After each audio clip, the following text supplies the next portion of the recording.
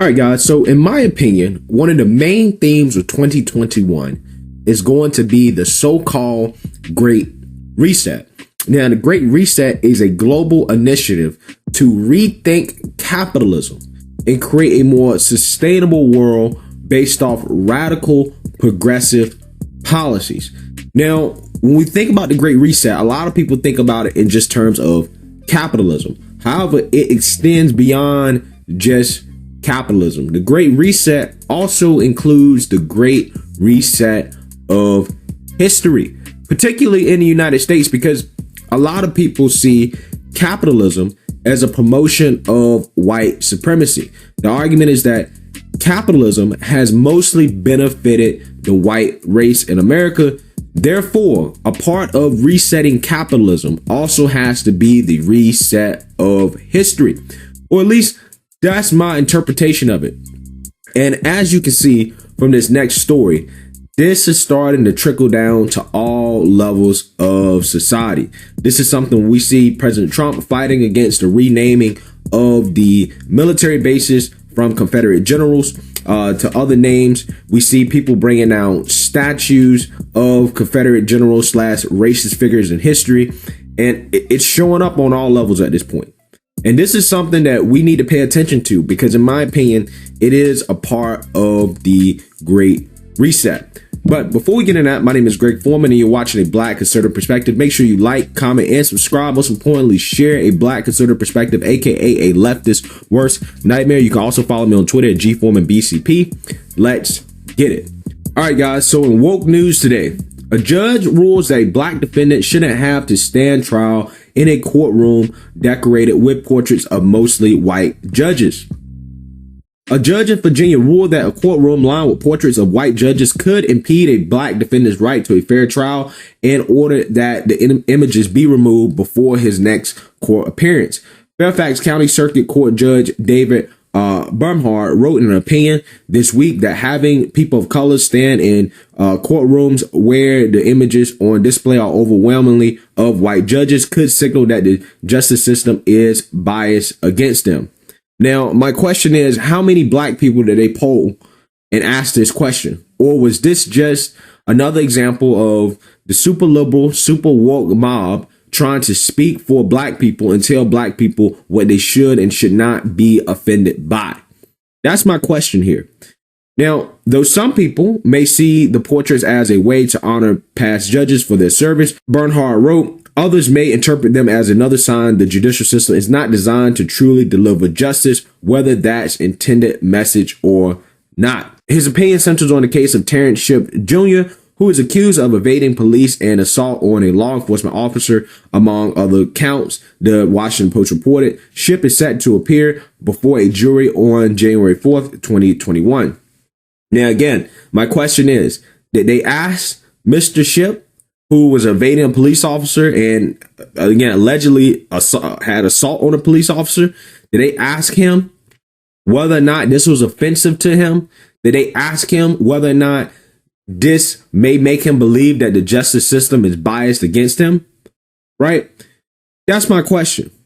And I find it hard to believe that somebody who would evade the police and potentially assault a police officer as well would get so triggered by the fact that they're in a courtroom with portraits of white judges. I'm not sure if I buy the argument that this person is going to be triggered or uncomfortable in a courtroom just because they have pictures of white judges. Now, when I go to libraries, when, I go outside, again, I live in the South. I already told you guys, there's streets, monuments, graveyards, a ton of things named after Confederate leaders and soldiers.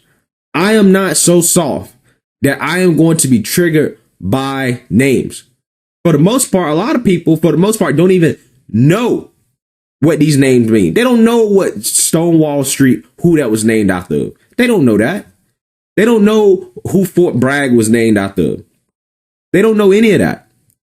Only thing they know is the name of the street. The only people that are getting triggered by are the leftist liberals who went to college and got taught by the white liberals that everything is racist and that society is against you. And then they go back and they tell other people this same story and they regurgitate this information. And now all of a sudden, everybody's offended and triggered by street names, portraits, things like that. Right? If I go to a library and there are portraits of a white person that's a historical figure, am I supposed to be triggered? Because this is where it's going to go. Because the argument is that, well, these don't belong in public. These belong in a museum. At some point, you're going to go to a museum. Somebody will say, I'm offended by the history in this museum. We should take this down. And the leftist woke mob is going to say, OK, we can't even have this in museums anymore. That's where it's going to go. Again, we can't even have former judges in courtrooms anymore. Now, my thing is this.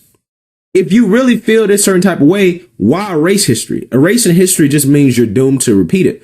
Why don't you just build on top of that? Continue to build on history, right? Every street, every city in America has a Martin Luther King Street. There's a Malcolm X Street. There's all types of streets named after black leaders. Okay. Why don't you just put some portraits up with some black judges? Now, if you haven't had any black judges, I don't know. Maybe at some point, if there's a black judge, you should put some portraits up of black judges in the courtroom. Balance it out over time, right? Maybe that's a solution instead of taking down those. I think it's important to have a complete picture of history for people to understand that everything was not perfect, that we have evolved in society and that we have gotten better over time. And the only way to realize that and to appreciate that is to face history for what it is and understand that this is what used to exist. Now, some people will say, putting up statues, in public places is honoring people. I'm not necessarily sure if I agree with that. I just look at these statues as historical monuments. I look at them as public museums. That's the way I see it. But then again, I'm not like a lot of people that's easily triggered and emotional about this stuff, because I see this as another way to perpetuate black victimhood, to say black people have to be treated with kid gloves. Right. And that's what really bothers me about this, because they try to say it's in good intentions, but I really don't think this is good intentions. I think this is more babying and control of black people from the liberals. Look at this guy. I mean, this is the guy who is trying to tell you how to think and how to feel about slavery and history.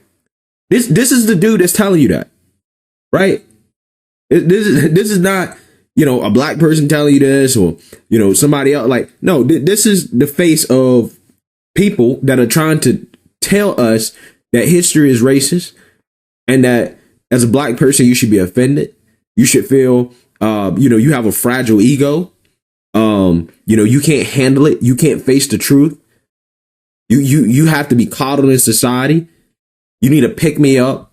You need to be baby. You need to be babysat. These are the people who are telling you this, guys. His defense attorney, Brian Kennedy, filed a motion to have the portraits of white judges removed from the courtroom where his client's trial is scheduled. Bernhard's decision to remove the portraits of white judges from the courtroom comes as some Americans are questioning why statues and monuments of racist figures are allowed to stand in government buildings. Again, because this is history. I don't mind being in a government building and seeing the history of government, right? Okay, there used to be racist people that ran our government. That's fine, right? At the end of the day, hopefully that's not where we are right now in society. But at the same time, why don't you build on top of that, right? I'm pretty sure they have portraits of Obama in the White House. They're going to build a lot of things after Obama because he was the first black president. So at the end of the day, they're going to build on top of it. And then people will get a complete understanding of history. This is where we came from. This is where we're going. I think that's beautiful. Right? And I think people of the future should not forget about that. Because again, if you forget about it, you're doomed to repeat it. Given the nation's current moment of racial reckoning, Bernhard wrote in his opinion that the court needed to consider how the portraits of mostly white judges would be perceived by black and brown people. Again, people trying to speak for black people and brown people and throw them all in the same bucket and say, you should be offended by this. We control how you should think, how you should feel about something. We're not going to give you an opportunity to develop your own feelings and have your own thoughts. We have to think for you. Quote, to the public seeking justice inside the courtrooms, thus the sea of portraits of white judges can best yield indifference and at worst, logically, a lack of confidence that the judiciary is there to preside equally no matter the race of the participants, he wrote. Now, my rebuttal to that is that if you know that the court is there to preside equally no matter the race, why does it matter? Why does it matter? Right? If that's your true goal, your true intentions, why does it matter what portraits are on the wall? Okay. To me, if that's your intent, then that's what you should focus on. As long as the criminal justice system is truly equal, no matter the race, that's all that really matters. I don't mind preserving the history, right? That's just my opinion on that. Furthermore, if the criminal justice system is not just and it's not equal, which some people argue that it's not, then maybe you should put more efforts and focus into making it equal and making it just rather than just trying to take down portraits, try to get a perception of that. Maybe you should work on the actual criminal justice system instead of trying to put lipstick on a pig. Kennedy applauded Bernhardt's ruling, but doing so, he added, was just a start. Quote, this opinion is important because it's a continuing conversation about the symbols we use both inside and outside our courthouses, Kennedy wrote in an email to CNN. All right, guys, so you guys can read the rest of the article. Basically, what it says is that some of the portraits that was there was portraits of Confederate leaders and slave owners, and that they had already removed those. Mostly the ones that are still there are former judges. I'm thinking that they probably gonna go ahead and remove those people too, because they was too uber white and thus, offending black people in court.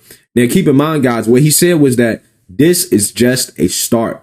This is just a start. And this is the problem with the woke left, right? They say, we're just trying to, we're not trying to get rid of history. We just want to put it in its proper place. We want to put it in a museum. And that's what they say. That's the start. Until somebody gets offended by being in a museum, they get offended by actually existing, period. There's a lot of people out here that want to erase history completely. They want to get rid of it. They want nothing to do with what they feel is so-called white supremacy and white dominance. Any type of symbols for that is problematic for them. Now, the issue is that for these woke leftists, this issue is going to bite them in the butt because nobody is perfect. And a lot of these people that they put up in place of these slave owners and these Confederate generals and these other white judges and white people that they don't like, they don't feel was perfect, were not perfect. Nobody is perfect. And the more woke we get, the more progressive we get socially, what will happen is that the standard will become so high that we should honor nobody. Nobody. No street should be named after anybody. No statue should be up. Nothing. We will have a society that is bare of history because of that. So that's my prediction, right? And again, this is the start. I feel that the Great Reset is a part of this, particularly in America. It's about resetting history, resetting society so that it's not quote unquote white dominated. Again, instead of trying to build on history, they want to erase history. My solution is to build. Let's build on history. Let's tell the whole story. Let's not tell part of the story.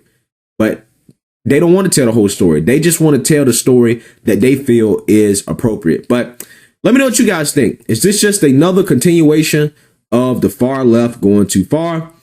Or do you think this is just? Let me know what you guys think. Make sure you like, comment, and subscribe. Most importantly, share a Black conservative perspective. Peace. The future of financial services.